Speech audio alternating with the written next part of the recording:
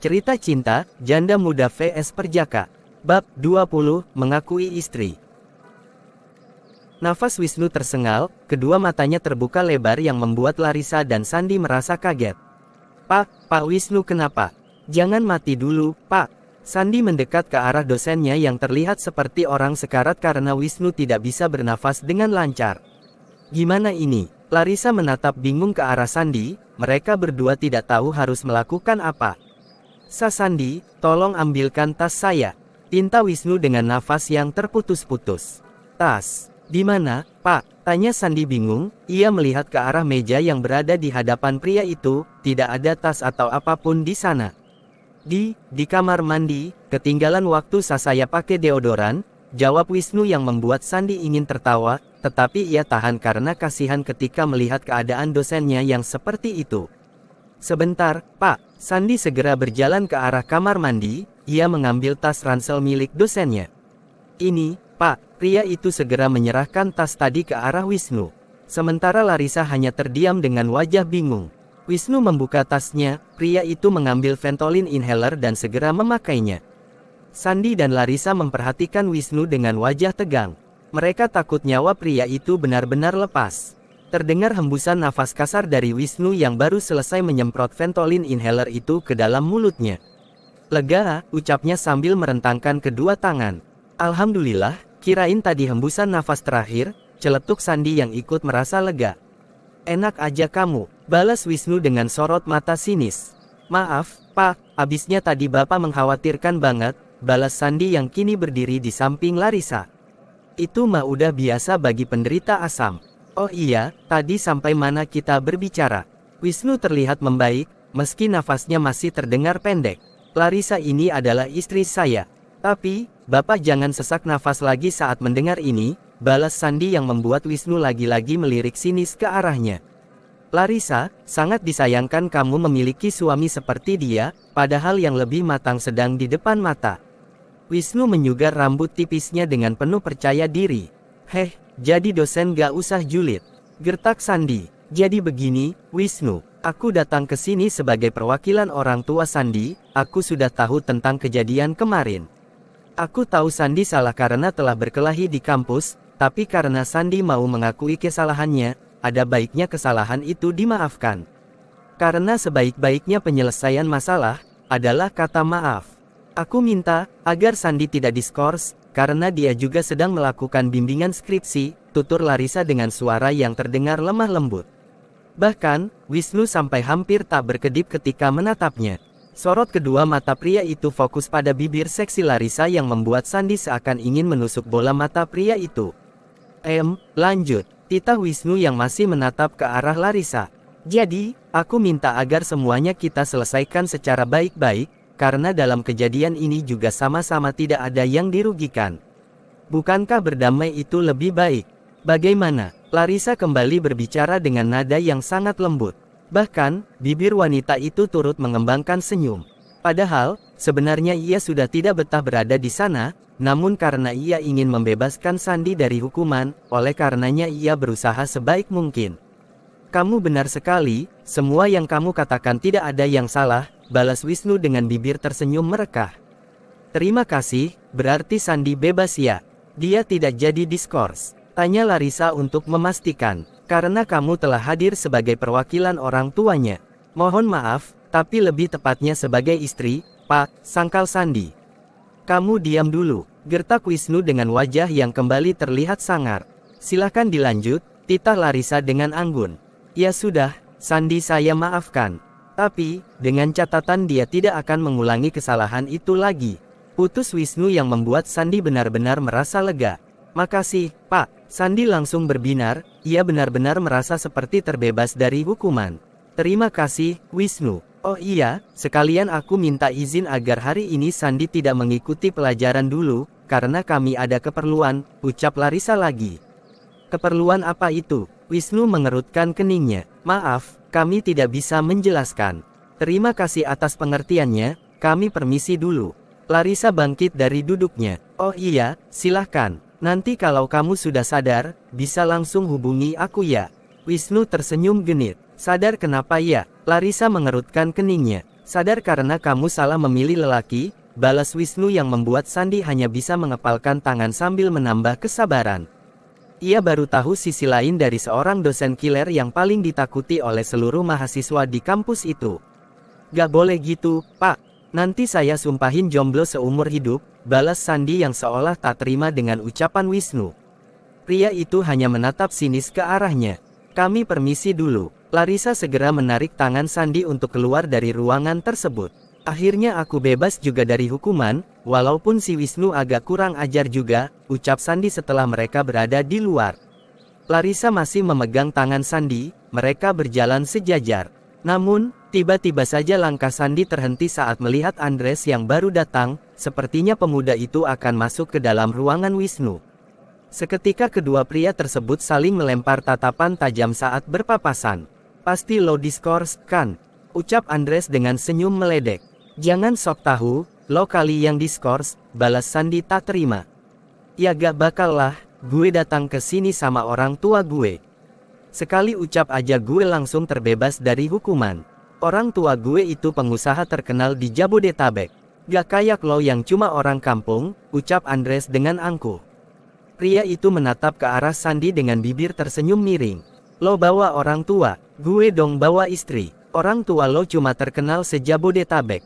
Nih istri gue semancanegara bahkan sampai penghuni planet lain juga kenal, balas Sandi sambil menunjuk ke arah Larisa. Pria itu tak ragu memperkenalkan Larisa sebagai istrinya. Namun, hal tersebut malah membuat Andres tercengang, bahkan pemuda itu terdiam dengan mulut menganga. Mingkem woi, Sandi menekan dagu Andres ke atas sampai membuat kedua bibir pria itu mengatuk. Istri lo nikah beneran atau? Ya nikah beneran lah. Lo gak percaya? Bodoh amat, lagian jangan percaya sama gue, tar lo musyrik, balas Sandi yang membuat Larisa terkekeh pelan. Wanita itu sedang menyimak pertengkaran antara Sandi dan Andres, tapi pertengkaran yang seharusnya panas itu malah terdengar lucu. Gue, jadi gagap lo, kan? Semoga kentut lo gak ikutan gagap. Udah buruan masuk sana, lo udah ditungguin dekan. Sandi mendorong punggung Andres ke arah pintu ruangan Wisnu. Kamu galak banget, tapi lucu, ucap Larisa sambil kembali melanjutkan langkah. Dia emang ngeselin, harus digituin. Sandi mengikuti langkah istrinya. Namun, mendadak Larisa kembali menghentikan langkah saat ia melihat seorang wanita yang baru menaiki anak tangga. Loh. Larisa, panggil wanita yang berpakaian glamor itu. Sis Anita, balas Larisa dengan mata yang menatap heran ke arah wanita yang berusia sekitar 45 tahun tersebut. Kok kamu ada di sini sih? Lagi ngapain? Mau kuliah lagi? Wanita bermakeup tebal itu berjalan mendekat ke arah Larisa. Iya, nih lagi ngantar suami. Larisa sedikit berbisik sambil menunjuk ke arah Sandi yang berdiri di hadapannya.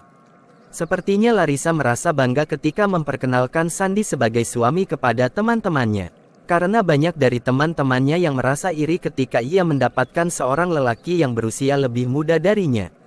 Oh, jadi berondongmu ini kuliah di sini juga? Sama dong, anakku juga kuliah di sini, si Andres itu loh. Wanita tersebut tersenyum ramah ke arah Larisa. Andres, yang tadi ya. Larisa mendadak berubah ekspresi. Iya, katanya dia dipanggil dekan gara-gara kemarin berantem sama orang kampung. Ya, maklum si Andres kan termasuk mahasiswa yang berada di kampus ini, semua dosen juga kenal sama aku, termasuk dekan. Jadi, dia gak terima kalau ada orang kampung yang berani macam-macam sama dia. Jadinya berantem deh. Anita kembali tersenyum, bahkan kini wanita itu tertawa meledek. Sementara Sandi lagi-lagi hanya bisa terdiam sambil menambah kesabaran. Padahal, tangannya sudah gatal ingin menarik bibir wanita paruh baya itu sampai batas lutut. Oh gitu, tapi yang kemarin berantem sama anaknya sis itu adalah Sandi, suami aku. Dia bukan orang miskin kok, orang tuanya juga punya kebun sawit di Garut. Cuma, dia gak sombong, makanya banyak orang yang tidak tahu kalau suami aku ini adalah orang berada, terang Larisa sambil menepuk bahu Sandi. Wanita itu berbicara dengan nada santai meskipun hatinya sempat merasa jengkel atas ucapan teman bisnisnya tadi. Tetapi, kalimat yang ia ucapkan barusan, berhasil membuat Anita tercengang. Kedua matanya terbuka lebar dengan mulut menganga. Jadi, yang berantem sama si Andres itu suaminya, sis. Anita hampir terbatas ketika mengatakan itu. Tapi tidak apa-apa, namanya juga tidak tahu ya. Jadi wajar kalau sis dan anak sis menghina suami saya miskin. Tapi, lain kali jangan asal bicara ya, sis, takut bibirnya ada yang nyetil. Larissa tertawa pelan, tetapi sorot matanya terlihat menajam. Iya, sorry, sis. Aku gak tahu soalnya. Aku minta maaf, buat Sandy juga maaf banget. Ya sudah, kalau gitu aku masuk dulu, permisi. Oh iya, kerjasama kita jangan dibatalkan ya, sis, tutur Anita dengan kulit wajah yang seketika memerah. Wanita parubaya itu langsung masuk ke dalam ruangan dekan, menyusul putranya. Anak sama emas sama aja, geram Sandy setelah wanita itu benar-benar tak terlihat. Sabar, kebanyakan orang yang merasa kaya itu seperti tadi. Tapi, kita harus tetap menghadapinya dengan tenang. Jika kita merasa lebih tinggi dari mereka, nanti mereka sendiri yang malu. Larissa berkata sambil mengusap lengan Sandy yang membuat pria itu merasa lebih tenang. Makasih ya, ucapnya secara tiba-tiba. Makasih untuk apa? Larissa mengerutkan keningnya. Makasih untuk semuanya. Ternyata kamu setenang dan sedamai ini. Sandy menatap kagum ke arah istrinya. Serius banget. Larissa mencolek ujung hidung mancung Sandy. Colek-colek. Mau dicolek balik kayaknya. Sandy mendekatkan wajah ke arah Larissa. Jangan mulai. Ayo kita pergi sekarang. Aku mau mengajak kamu ke sebuah tempat. Larissa kembali melanjutkan langkahnya. Kemana? Jadi hari ini aku bolos ceritanya. Sandy mengikuti langkah istrinya. Nggak bolos, kan udah izin. Oh iya, namanya izin ya, bukan bolos. Sandy terkekeh. Keduanya keluar dari gedung kampus, mereka akan menuju parkiran. San, panggil seseorang yang membuat Sandy langsung menoleh. Karena ia tahu betul itu adalah suara Gary. Sana Nana, sambung Kenan sambil terkekeh. Kampret, umpat Sandy yang membuat kedua sahabatnya itu seketika memecahkan tawa. Lo mau kemana lagi? Kelas adanya di sana woi, bukan di parkiran, celetuk Gary. BTW lo bawa bini ke kampus. Kenan menunjuk ke arah Larissa yang berdiri di samping Sandy. Hari ini gue gak masuk kelas dulu. Entar kalau ada tugas, gue nyontek ya, balasnya enteng. Enak aja, emang lo mau kemana? Tanya Kenan lagi yang terlihat penasaran. Gue mau honeymoon, jawab Sandy sambil merangkul bahu Larissa. Asam, umpat Gary dan Kenan. Gue duluan ya. Sandy mengajak Larissa untuk kembali berjalan ke arah mobil. Sandy, itu beneran si Sandy, kan? Teriak seorang gadis sambil menunjuk ke arah Sandy. Namun, sayangnya pria itu tak menoleh sedikit pun, karena ia dan Larissa sudah masuk ke dalam mobil. Sandy, tunggu, teriak Helia yang akan mengejar Sandy. Mau kemana lo? Gary memegang ujung rambut Helia yang membuat gadis itu langsung menghentikan langkah. Apaan sih? Gue mau ngejar si Sandy. Helia memukul tangan Gary agar melepaskan rambutnya. Lo bisa diam dulu gak? Kalau gatal, sini gue garukin. Sampai ke ulu hati juga gue garukin kalau lo mau, cerocos Gary yang membuat Helia semakin kesal. BTW, tadi gue lihat si Sandy sama cewek, siapa ya? Tanya Helia dengan mata yang menatap ke arah mobil Sandy. Roda 4 tersebut sudah berjalan keluar dari gerbang kampus. Itu istrinya si Sandy, jawab Kenan dengan santai. Wah, istri, gak salah lo, pekik Helia dengan wajah syok. Ya enggak lah, makanya lo jangan ganggu dia lagi. Mending lo sama gue aja yang jelas-jelas jomblo sejak lahir. Kenan menyugar rambutnya. Najong, tapi beneran si Sandy udah punya istri. Kapan nikahnya? Kejang-kejang gue. Helia hampir menjatuhkan tubuhnya dan berguling di atas paving block. Tadi ada perempuan yang manggil kamu, ucap Larissa setelah mobil yang mereka tumpangi keluar dari gerbang kampus. Masa, kok aku gak dengar? Siapa yang manggil? Tanya Sandy seraya melihat ke arah spion mobil. Pacar kamu, jawab Larissa dengan bibir yang terlihat mengerucut. Wanita itu sempat menoleh ke arah Helia yang tadi memanggil Sandy. Pacar, maksudnya si Helia. Sandy menoleh ke arah istrinya. Nah, kan ngaku, berarti benar kalian masih pacaran. Larissa bersedekap dada lalu memalingkan wajahnya ke arah lain. Terlihat jelas kalau wanita itu sedang cemburu. Maksudnya mantan pacar, sorry kata, mantannya ketinggalan. Sandy meralat ucapannya. Meskipun wanita itu bisa dibilang superwoman karena bisa mengerjakan semuanya. Larissa tak membalas ucapan Sandy, bahkan wanita itu masih belum menoleh ke arah suaminya. Aku tahu kok kamu cemburu, celetuk Sandy dengan bibir tersenyum tipis. Kata siapa? Wanita itu baru menoleh ke arah suaminya. Ya kata akulah, kan aku yang bilang. Oh, Larissa kembali memalingkan wajahnya ke arah kaca mobil. Namun, tiba-tiba saja Sandy menghentikan mobilnya di pinggir jalan. Kok berhenti? Larissa segera menoleh ke arahnya. Aku belum tahu tujuannya kemana, balas pria itu sambil merubah posisi duduknya sedikit miring ke arah sang istri. Ya jalan aja, gak usah berhenti di sini juga. Nanti kalau ada hub gimana? Bisa kena pelanggaran kita, Larissa berkata dengan wajah yang terlihat masam. Sebentar doang kok, lagian kamu marah-marah terus. Sandy menatap wajah istrinya secara intens. Ya udah kalau kamu gak mau nyetir, biar aku aja yang nyetir. Larissa akan membuka pintu mobil, namun Sandy segera menarik tangannya. Aku tahu kamu cemburu sama Helia, padahal aku gak ngapa-ngapain. Dia cuma manggil aku doang, tapi kamu ngambek kayak gini sama aku. Dasar wanita, Sandy terkekeh di akhir kalimatnya. Aku gak cemburu ya, Larissa masih membantah. Ngaku aja, gak usah gengsi. Aku malah senang kok kalau kamu cemburu. Pernah dengar kata-kata gini gak? Cemburu itu tandanya cinta. Sandy menatap dalam-dalam wajah Larissa dengan bibir tersenyum tipis.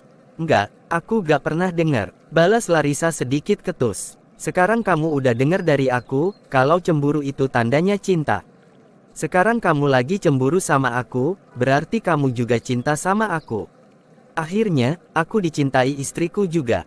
Sandy tersenyum penuh kemenangan. Gak ada ya, gak ada yang bilang kayak gitu. Bantah Larissa lagi. Udah, jangan gengsi, nanti aku kokop nih. Sandy mendekatkan wajahnya yang membuat Larissa semakin salah tingkah.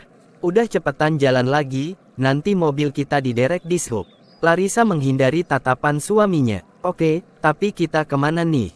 Sandy mulai menjalankan mobil itu lagi dengan pelan. Kita ke butik temanku, besok malam ada perayaan anniversary perusahaan, nanti kita datang ke sana, aku akan memperkenalkan kamu kepada semua orang kalau kamu adalah suamiku, jawab Larissa yang membuat jantung Sandy seketika berdetak kencang. Di beneran, bahkan pria itu sampai tergagap. Iya, biar kamu gak dikira simpanan aku terus. Bersambung, tunggu keseruannya di bab selanjutnya. Terima kasih.